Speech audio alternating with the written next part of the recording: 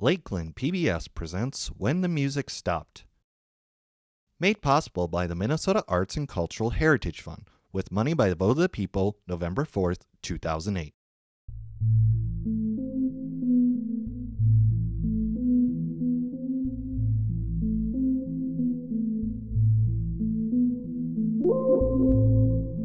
Minnesota Governor Tim Walz announced further action today to curb the spread of COVID-19 in Minnesota. We are at a critical point here.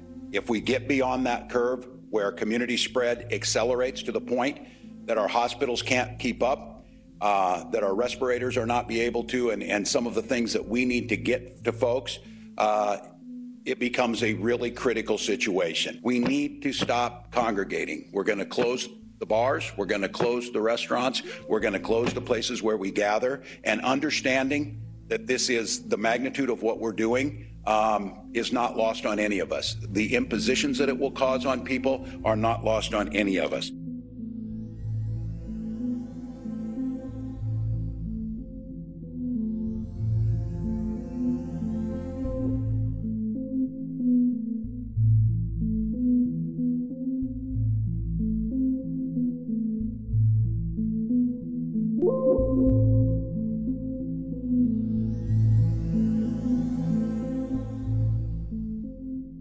It was gut-wrenching, honestly.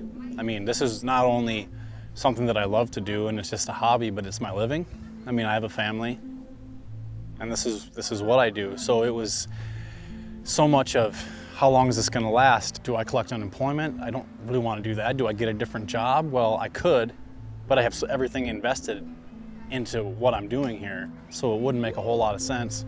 So it was extremely disappointing and frustrating and depressing. I think a lot of folks would say the same thing. If we want to survive and continue living, it has to be through music. We're used to kind of getting beat up as soul artists and learning how to navigate atmospheres that might like to beat on us a little bit. But this is just one more. I know I was driving to Duluth to go produce a concert with the band Wilco. And like everybody else, I listened to Dr. Michael Osterholm on a podcast that day, and it was March 10th. And while I was driving up to Duluth, and after listening to what he said, knowing who he is, knowing he's a Minneapolis guy, by the time I got to Duluth, I knew that, all right, I'm gonna get through this show. Tomorrow I'm probably gonna grab stuff from the office that I need to work just in case. I don't know what this timeline's gonna be. While we were in Duluth, we were all watching, the news and what was going on. There was hand sanitizer everywhere. Half the people that had tickets didn't show up to the show. And that night, the band backstage had a meeting and decided that they were going to cancel the rest of their tour, that it was time to go home and ride this out. So I drove home the next day. It was March 11. I talked to Dana Frank, the owner of First Avenue, and kind of told her what was going on as far as what had happened, that Wilco, they were done until COVID was under control. And we just had a conversation that, we're not going to dodge this. We are going to end up with some sort of a shutdown, but guess what? It's going to be a couple of weeks. And starting probably the next day was when we started getting a lot of bands calling and saying they wanted to postpone their shows. I have one unfortunate email, I would say, from I think March 12th, where a band we had playing that weekend on Saturday asked me, so do you think we're gonna be okay? And I go, yeah, we'll get the shows in this weekend. That's not gonna be a problem. It's not bad here yet, but who knows what it's gonna look like. And of course, it was the very next day that the shutdown mandate came through. It must have been late February of 2020. We started kind of hearing things, but it didn't seem like, it seemed like it was far away. The album came out in mid-February, and then I kind of went on the road for a while, and I did some shows in Wisconsin, and then we did a show in Chicago. I think it was March 9th, actually. It was a Monday in Chicago. And we did that, and that was the last show I did. Came home, and everything was just done. Well, when we first shut down, I gotta say, we really thought that this was a couple of weeks. There was a very short window where all of a sudden it seemed inevitable that we were gonna shut down, and by March 13th, we were pretty sure that we knew the governor was making an announcement, so we actually had a band show up and wanted to load in, and we were like, we don't think we're gonna be able to do this show, so just park your bus, chill out and we're gonna wait until this whatever, I don't remember, 2 o'clock press conference or whatever it was. And sure enough, that was when Governor Walz put, the initial shutdown order. So we had to say, sorry guys, we're canceled, get them some meal money and go home. But I gotta tell you, and it's, I don't wanna say embarrassing, but like when you look back, we knew so little about COVID and what this pandemic was gonna be, that it kind of happened in little waves. Everybody in the music industry sort of came to these realizations at the same time, so it would happen in waves. And then at that point, we kind of blew out our entire summer and started moving things into the fall of 2020, thinking, all right, this is gonna be real safe. But that was also the time when we realized we don't know when the end of this is gonna be. It's gonna be at least 2-3 months. That's what we're planning on right now. But this is really bad. And that was kind of when I remember having a phone call with, once again, I was on the phone with Dana Frank and our executive team, and we're like, we don't know how we're gonna do this. The one thing you never thought could happen, but the complete rug pulled out from underneath us, so.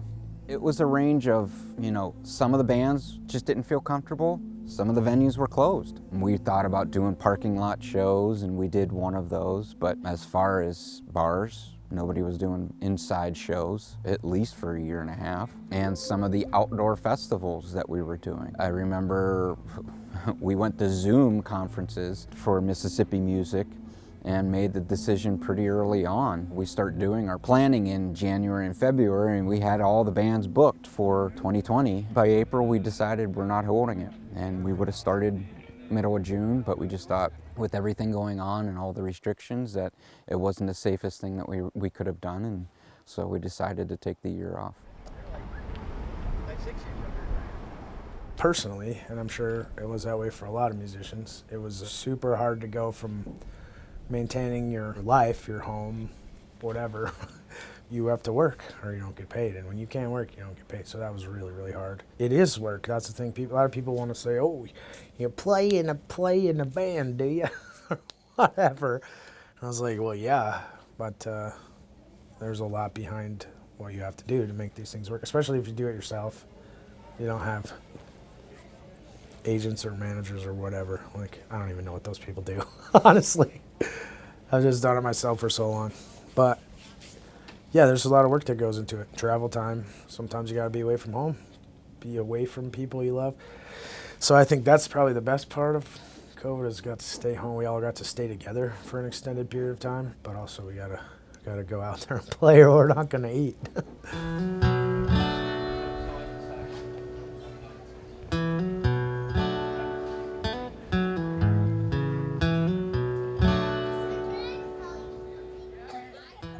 I got really hard on myself for a while actually because I wasn't writing anything. I thought this is the time when I should be writing. All my shows are canceled. And then I wasn't. I don't know if I was depressed or just extra bummed out or what, but I didn't. But then yeah, I did sort of hit a stride mid-summer. I wrote a couple songs a couple days in a row. Went a little while without and then kind of got the feeling that I was kind of onto something. And so it went from there and I did end up writing an album during all that. So not a complete loss.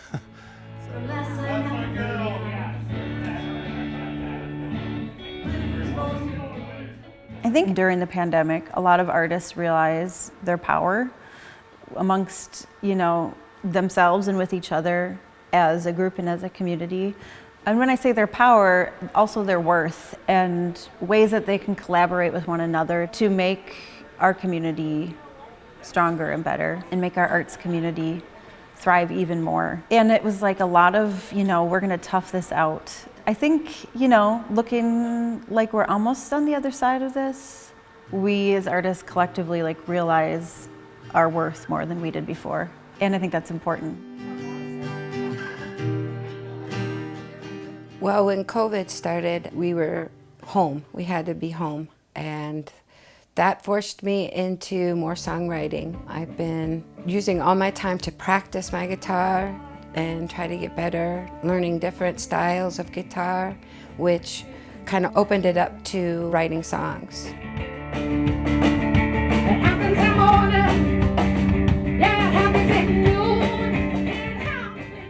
everything kind of like got shut down in the cold. But when it warmed up, we all were singing outside. We were all playing outside, and that was a lot of fun. And I don't mind being outside playing shows. There's something about it that I like better than singing inside. I don't know, a lot of emotion came out of this too. It kind of forced me to do more happy, more positive songs, more let's move along and let's work together, let's be more community.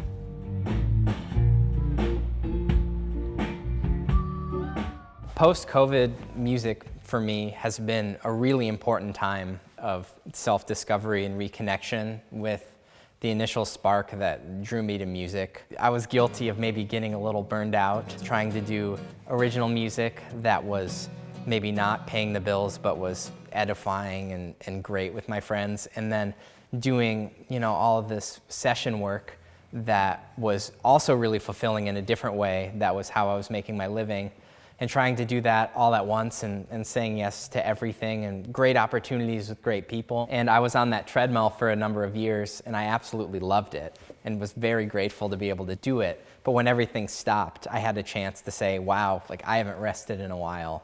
Maybe I'm getting a little burned out. You lose a little bit of that initial spark, you know, as you get older. But with COVID and everything stopping, I actually came to terms with the fact that I do love it as much as I did when I was younger. And I got time to sort of repair my soul from maybe a few too many bad gigs on the road and stuff like that. And now I think I'm in the best place that I've ever been in creatively. Not in terms of output, but just in terms, I righted the path. And now I'm approaching music making with a more reverent feeling that I haven't had since I started. And I'm gonna take that with me for, you know, the rest of my career. There's no going back. I'm not grateful for it because it's absolutely like a horrible thing, without getting into the you know, the politics of, you know, human loss. I don't want to sound like I'm profiting from it, but the break in creative action has allowed me to, you know, reconnect with that initial feeling, and it's great, and I'm never going to go back. Walking down past the street boy, past the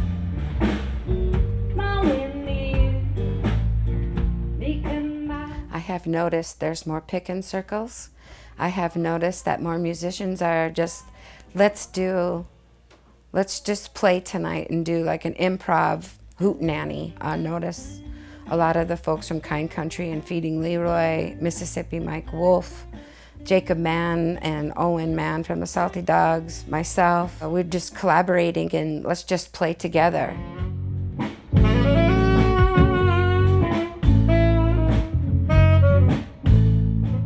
I would say that it was strange that during COVID, when none of us could get together and see each other and do the things that we like to do every night, which is go out and see bands, strangely enough, it did show how strong the bond is between the music fans and the audience and the musicians. And like I always like to make sure that we give a nod to the people behind the scenes, the crew guys, the audio technicians and light techs and bartenders and security staff, and just how we all are in this together, and how important it is for everybody that's involved. Being one of the, behind the scenes type of a person, which is I am, and not a lot of people know what we do and things like that. Yeah, the musicians were, the visible ones that were being affected, but there's production people. There's front of house sound guys, there's monitor guys, there's lighting guys, but then there's also riggers.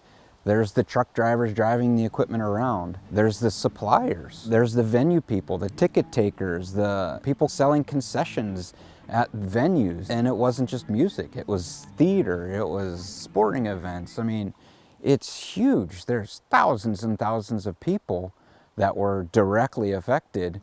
And right now, when you look at a lot of these help wanted sites, if you search out sound production and things like that, they're clamoring for people because some people got out of it, found a different job, and they're not going back to do it.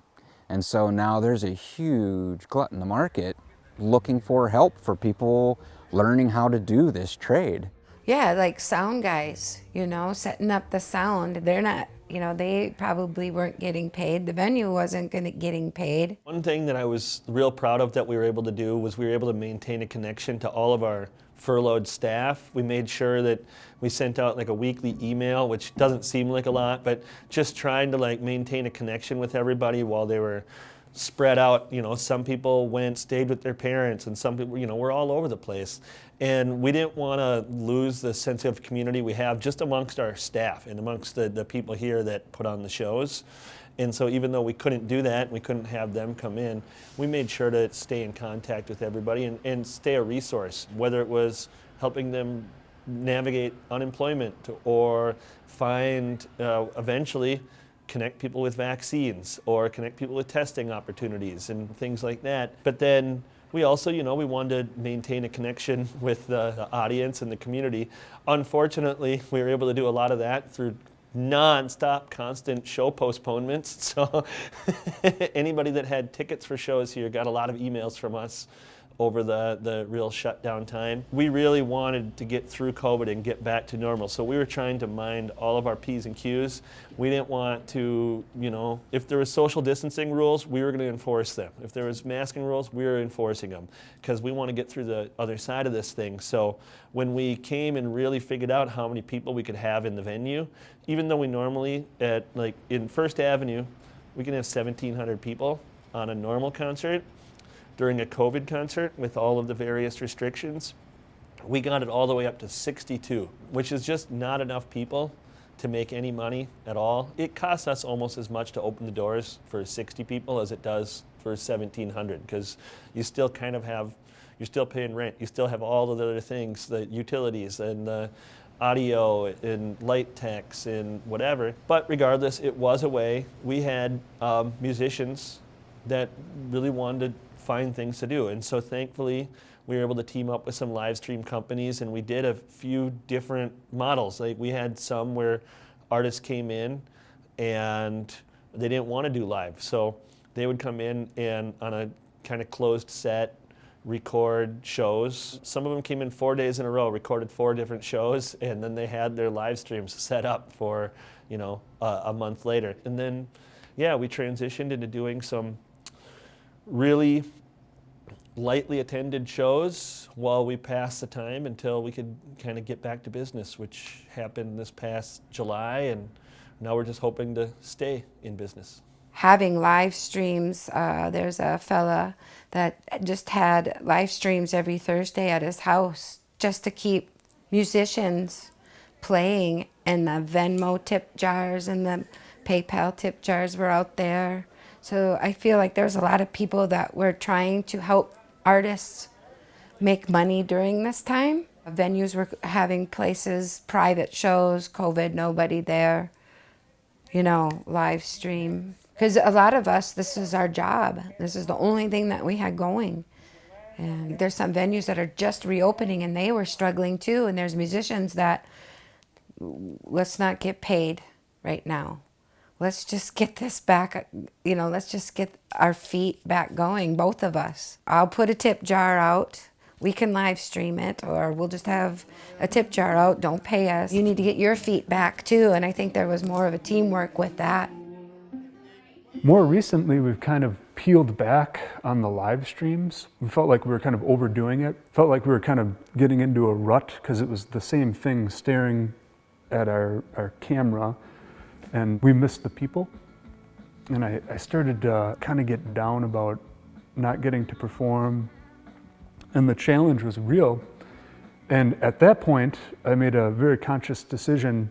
I said, if we're gonna make it through the pandemic, or if I'm gonna make it through the pandemic as a musician and keep my fortitude, I need to play my instrument every day. I need to sit down and touch my guitar, use my voice. And that's been getting me through. That's been kind of a blessing in disguise, where I get to experiment with the sounds in private. It's challenging for me. I've only live streamed a couple times. It's just such a turn off for me to try to reach people that way. In person is where I can really thrive to connect with other humans. So the live streaming thing has been a bit of a challenge for me. You know, people don't really understand. If we're not out there playing, we aren't making any money. We can go online and play a live show and put our tip jar up there, or try to put up pictures of our t-shirts and hope somebody buys it, but once everybody in the world is online doing the same thing, everybody's just washed out. You know what I mean? So it doesn't matter. You've got to go out and reach out to people where they are, and you can't do that if people are sick or getting sick, or if you're not being careful. Artists need to be out showing their art in whatever form, you know, or they're just sitting there starving. As a community, we all really missed those opportunities to come out and bond over music and our favorite bands. And it's just hard to put into words like how amazing it made you feel when you saw this outpouring of support at a time when you couldn't do the one thing that you're supposed to be doing. So.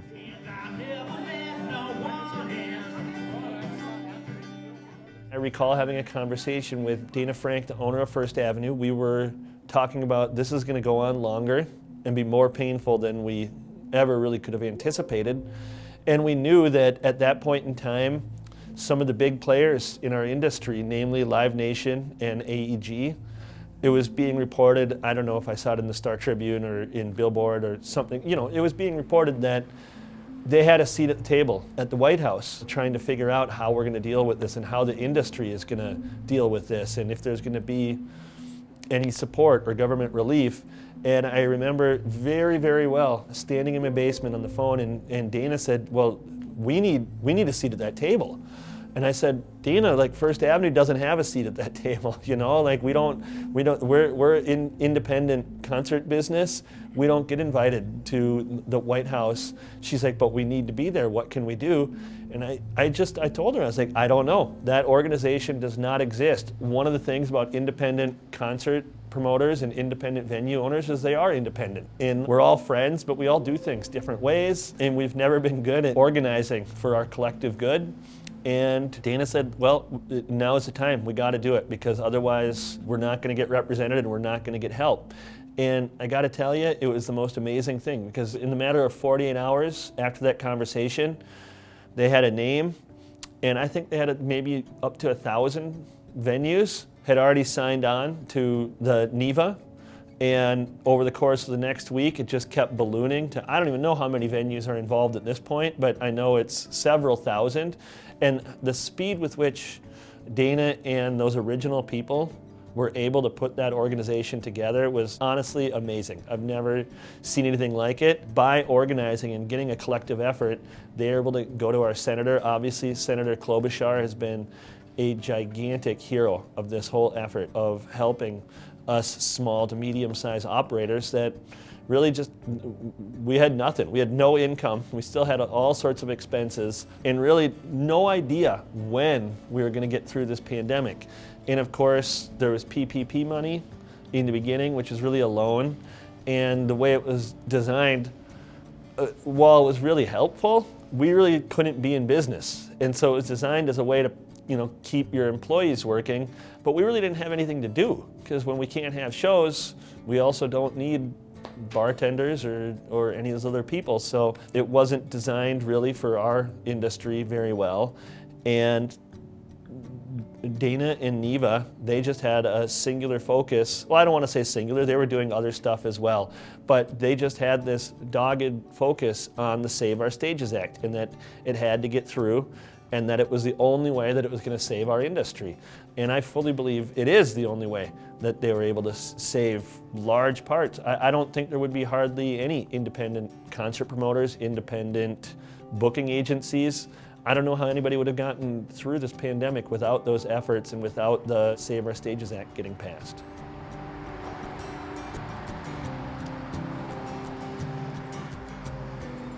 We were just always steadfast that what we were going to do is we were going to follow the best guidance that we were able to get by the federal government, by the CDC, and by our elected officials here in the state of Minnesota, and what they were recommending. And until we got to that point locally, we weren't going to open because we didn't want to do anything that was unsafe. We weren't interested. It's not feasible for us to operate in limited capacity. For a million reasons it doesn't work. We wouldn't have been able to do social distancing, we wouldn't have been able to do things responsibly, and we wouldn't have been able to make any money on reduced capacity. So we knew that we were fully in an industry that was kind of the first to shut down and kind of by design going to be the last ones to reopen. But once again, it wasn't just us. This was us and thousands of other operators around the country.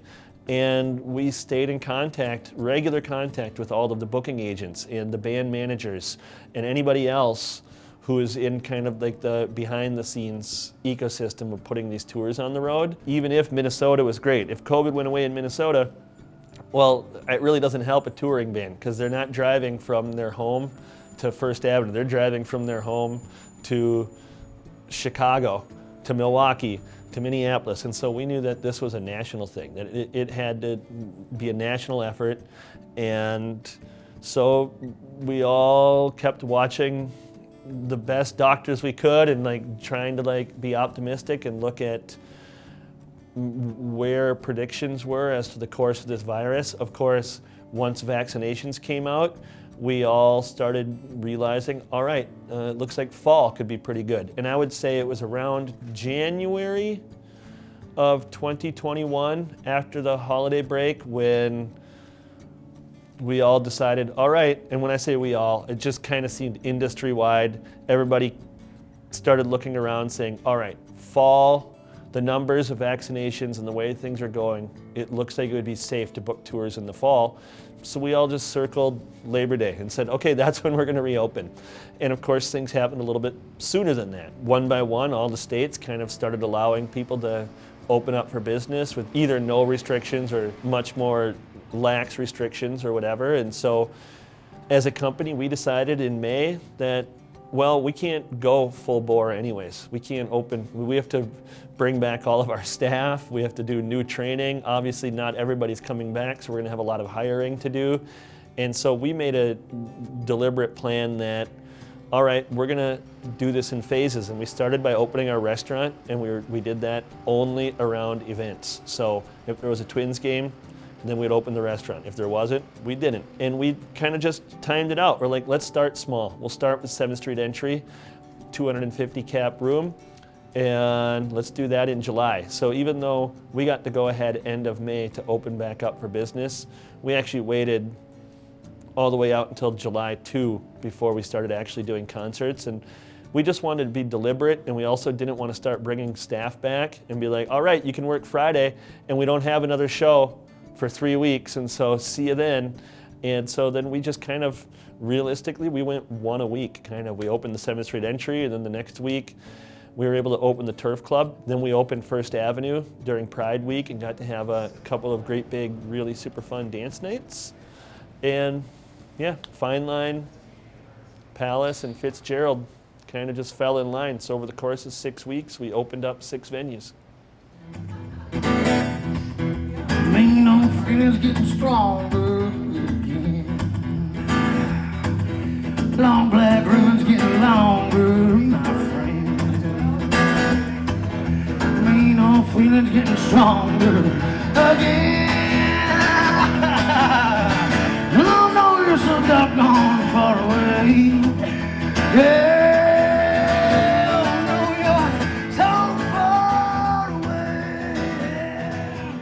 Shows coming back was as soon as they started kind of opening things up, it seemed like people were getting vaccinated. Then I started getting calls. You want to come play? Can you start the open mic again? Things like that. That was a little scary at first, I guess, but exciting at the same time. But then it seems like, you know, everybody's getting on board. Here we're going to have live music back. But then it kind of exploded more than I thought it was going to. Well, when things started opening up, I didn't play too much inside. It was more slow, and I was taking it slow too. You know, I wanted to make sure things were safe for everyone. But then once the weather started getting nice and folks were, you know, there was a lot of venues, especially in Duluth, that were making patios, you know, outside. They were making stages outside. And I noticed that it was opening up more, and that made me more comfortable, and more people were coming out. I think it was a slow progress.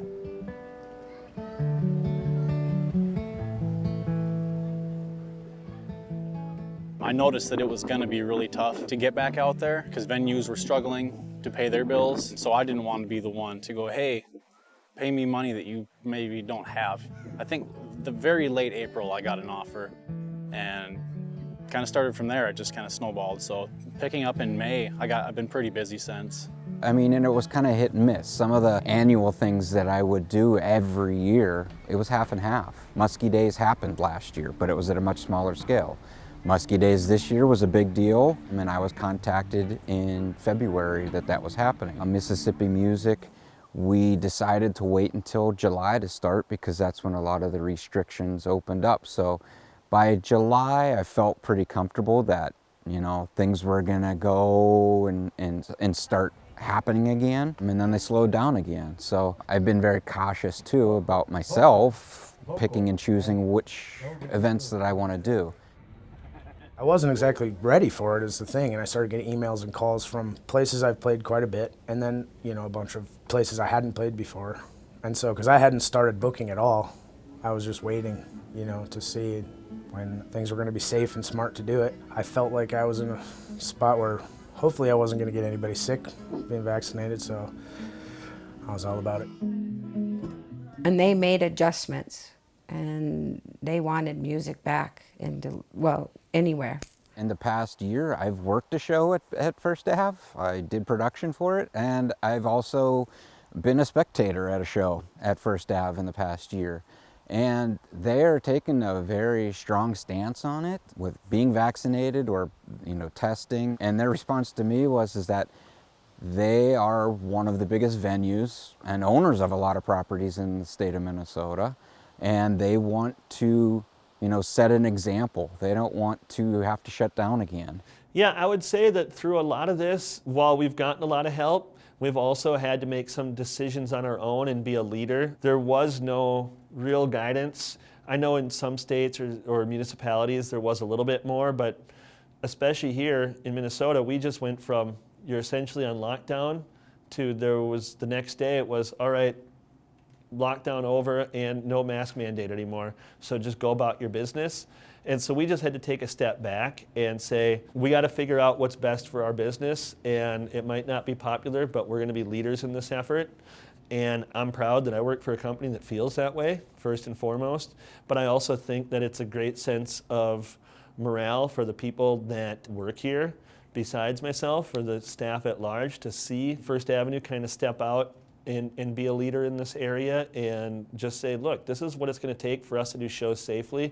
That's what we're going to do. Honestly, it's a matter of safety, you know. I mean, if you go into a store and you don't have pants on, you're getting kicked out, you know.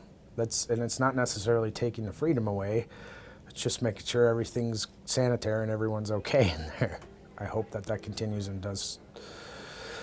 Because if it doesn't, we're going to be back in the same boat as we were, you know. I've seen different venues taking different approaches to that. I can't argue with either way. I mean, private businesses, you know, they have the right to run it the way they want. If they want to require vaccination, well, they have the right to do that. If they require no changes or no precautions, that's up to them. And whatever the audience chooses to do, I mean, we all have to make our own choices, right? Honestly, I'm for it.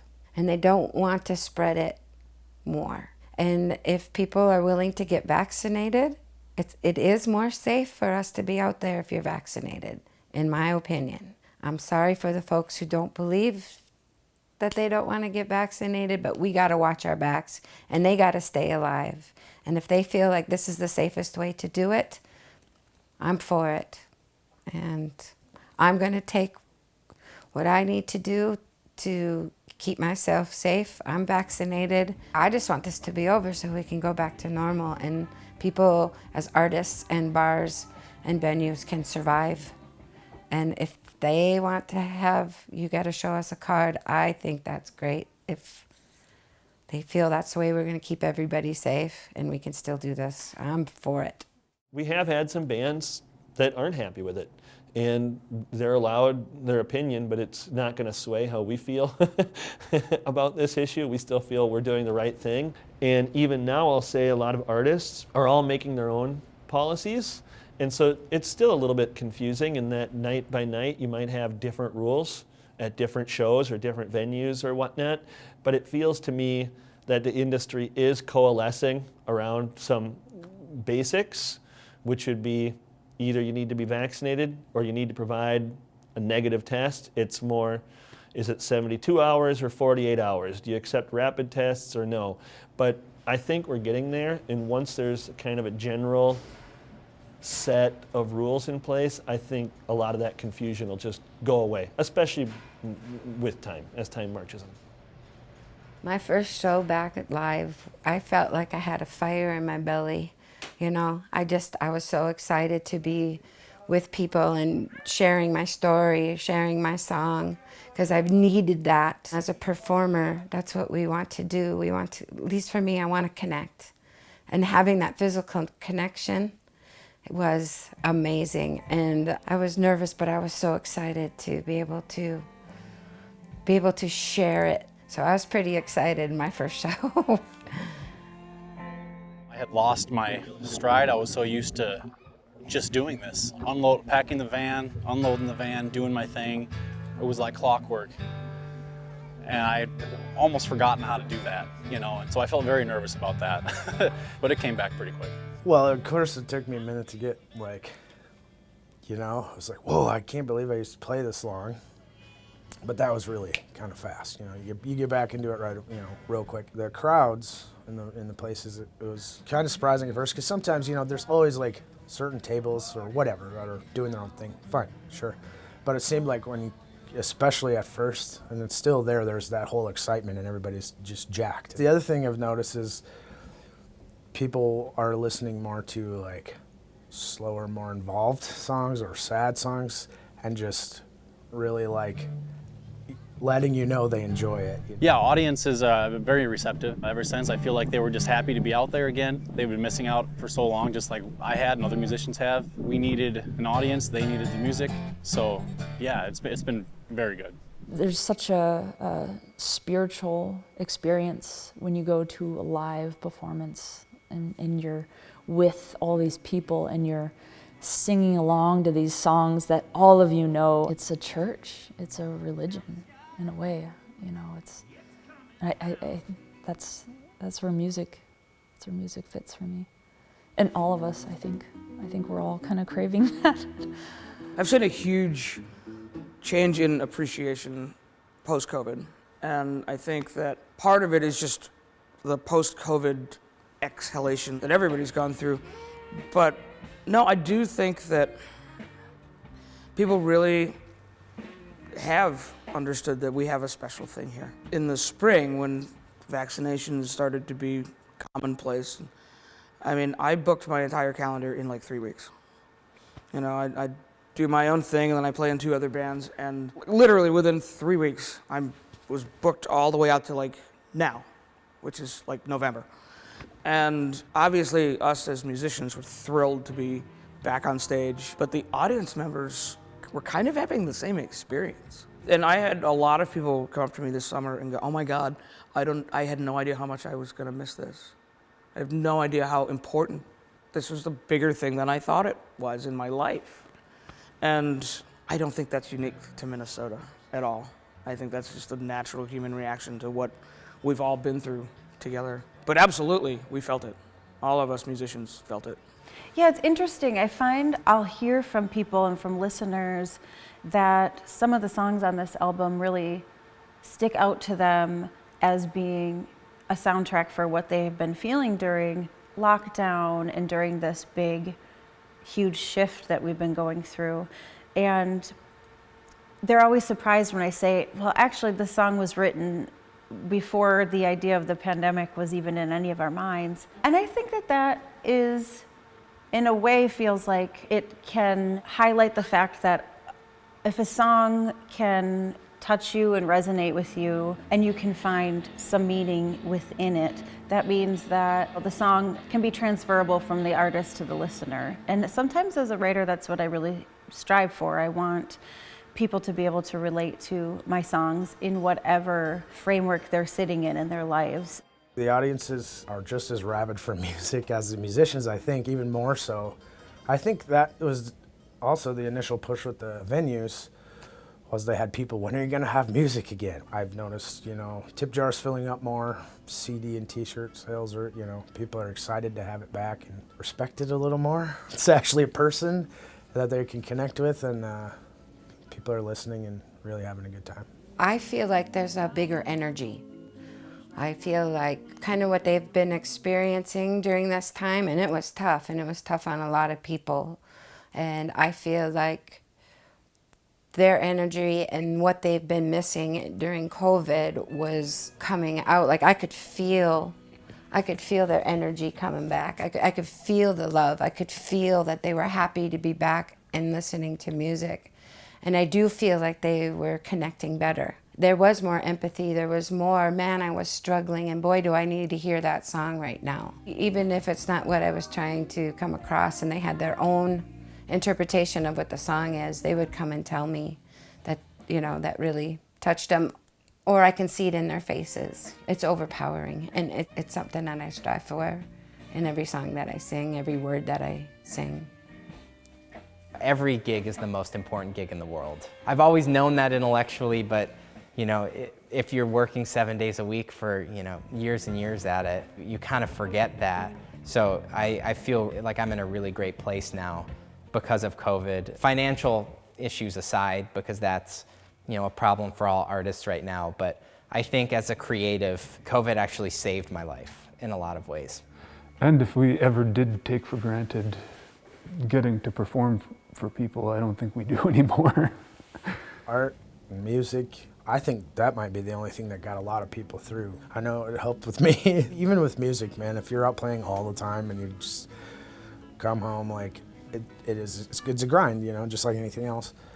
But once people sit back and can take time and start feeling, because live music really affects people, whether they're there for it, whether they claim they like it or they don't like it, those vibrations get to you, one way or another. And then if you take the extra step to really get in there and listen, that can really do some stuff to you sometimes, Before the pandemic, it just kind of felt like music was this constant, like we were entitled to just have beautiful songs around us and not think much about it. And it feels now like people have a shift where they are more tuned into the music around them and more tuned into the art that people create for others to hear and to enjoy is not something to be taken lightly or not something to take for granted. It was really fun when we first started reopening, and everybody is so glad to get back to it, which is why it's so important that we don't lose track of what we can do to keep concerts safe. And not that there's anything wrong with live streams. I love a live stream too, but it is not a replacement for being in a room, watching a band live in the flesh in front of you and being packed into a crowded room. So whatever I have right now, and whatever shows I have right now, I'm going to make sure that I project that it could be like my very last show for the day, for a long time again. So, but I think every show I play, I try to give it my all at every time. So.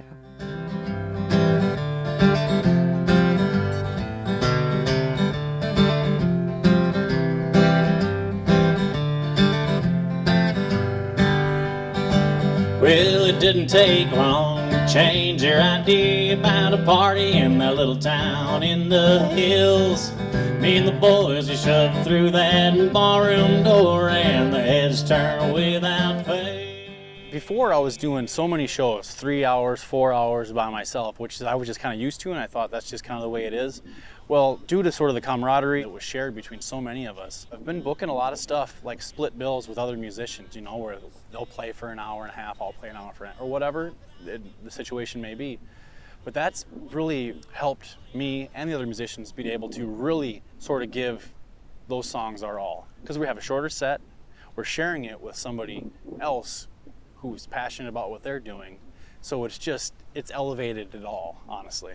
And I mean, being on hold like that, it seems like everybody was just so excited to be back playing, and kind of like, well, we went through that, and look at us now. Let's really get something together and make a scene happen, make it play, you know, and maybe not just as much do your own thing, but try to come together and do shows together or whatever. So, I mean, yeah, that's a very nice positive outcome from the whole thing, is that people are wanting to do more music, wanting to do music together more.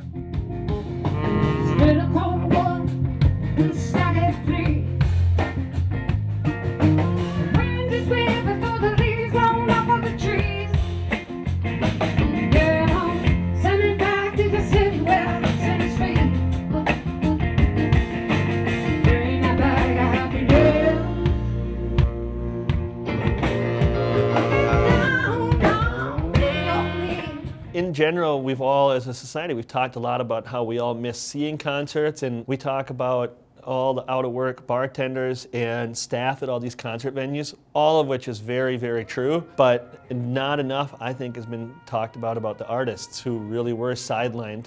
One thing, if you pay attention to the music business, you know how important touring is to the livelihood of a musician these days. Streaming, and while it works out really well for maybe the top artists, the vast majority of working musicians rely on income from the road that just completely disappeared. So it wasn't just that lack of connection with their audience and that lack of connection with their bandmates and their crew, but there was also just a lack of connection with a paycheck this whole time. So we know that the artists are very, very excited to be back out on the road, but there's a lot of anxiety around this whole situation, because especially with people getting breakthrough infections, well, when you're out on the road, you're going out on stage in a room full of, hundreds or thousands or tens of thousands of other people. Then after you get off that stage, you're getting onto probably a small bus and riding around the country in a small enclosed space. And so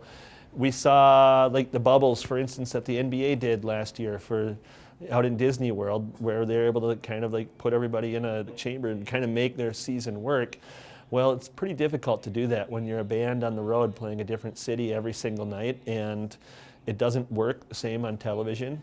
And so it's an absolute mix out there on the road of total excitement to be back out on stage, performing in front of fans and having that connection, but also just absolute anxiety that we need to be able to do this, we need to be able to do it safely so we can keep the show on the road.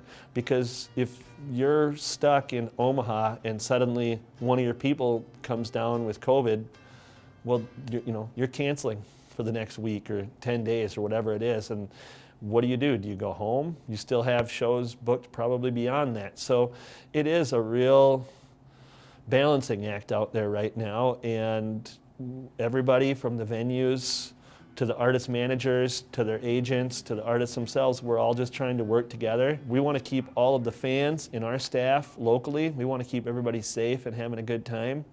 But we also are working on an individual basis with each individual artist to make sure that we're doing everything in our power to make them comfortable. So we have our standards of what we're doing, like everybody that works here is vaccinated. And, for the fans, you got to be vaccinated or take a test at this point to get in. This is constantly evolving. This could change next week if we learn more about best practices. But then we also want to work individually with each artist to do whatever we can so that when they get to our venue, they feel safe and they're not thinking about COVID. They're not like walking out on stage with one half of their brain being an artist and the other half of their brain just worried about what that next moment is. And as a good concert promoter, what you're trying to do is you're trying to make sure that when that bus pulls into the garage or wherever it is and that band is loading out onto stage, you want to set the scene so that all they are thinking about is their art and their performance and not worried about whatever else is going on. And so I'd say with the COVID protocols and COVID safety, it's another added thing that we're trying to do our best at to make sure that not only are they safe and secure, but they feel safe and secure so that they can, keep the show on the road. Keep the energy and the love coming back, because we want to give that to you. The safer you are, the more the venues can stay open. the more that people can keep their business open and a place for us to play. And we appreciate the support they're giving us already by coming out and doing what they can and what they're willing to do.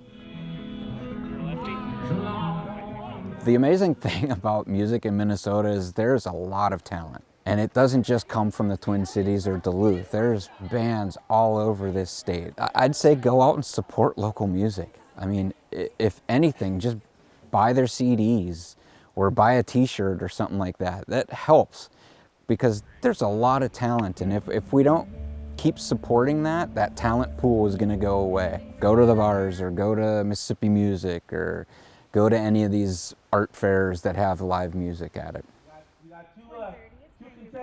If you enjoy music, if you enjoy art, go out and support it when you can.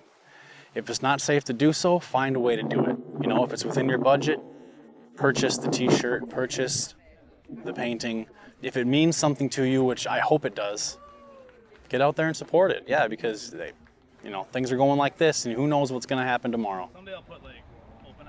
I'm hoping they realize that musicians and artists are an important part of life.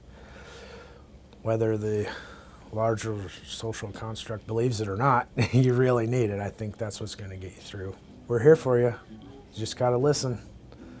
That's it. Just got to listen. Try to be part of it because we're here trying to bring you in.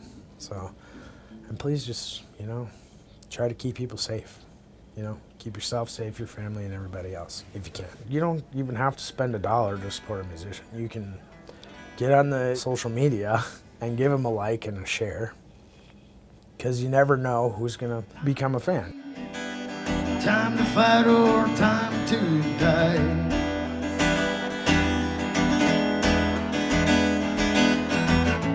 When they made me sit at second table, I knew my smile would crack. I noticed that I sell a lot more merchandise, and I've noticed that when I go to shows, people are putting money in the tip jar more. I feel like people are buying merchandise more, coming to shows more, are willing to pay a cover fee because some of the venues have to, because they're trying to get back on their feet again too. I just feel like there's more support out there. People are more supportive, and it's fantastic. You just feel the love when you're out there. You feel it. You feel it with the venue. You feel it from the people that are appreciative that we're playing, and us musicians that people are coming out and listening.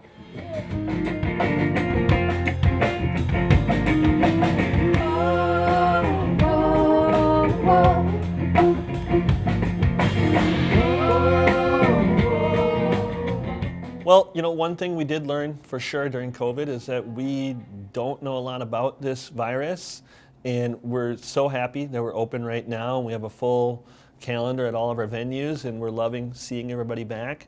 But we also know that if we're not careful, things could take a turn for the worse.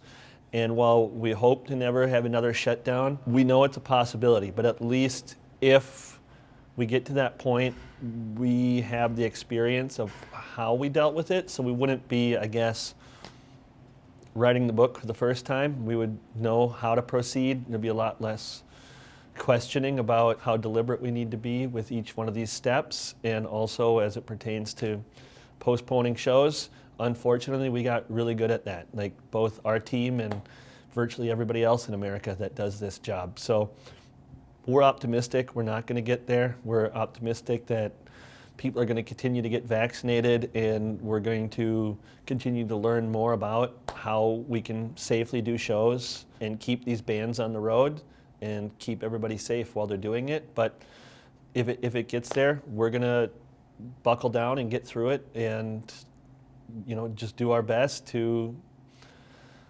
stay, like I said, stay optimistic, keep our heads up, and if it does get back to another shutdown, unfortunately, we know what to do.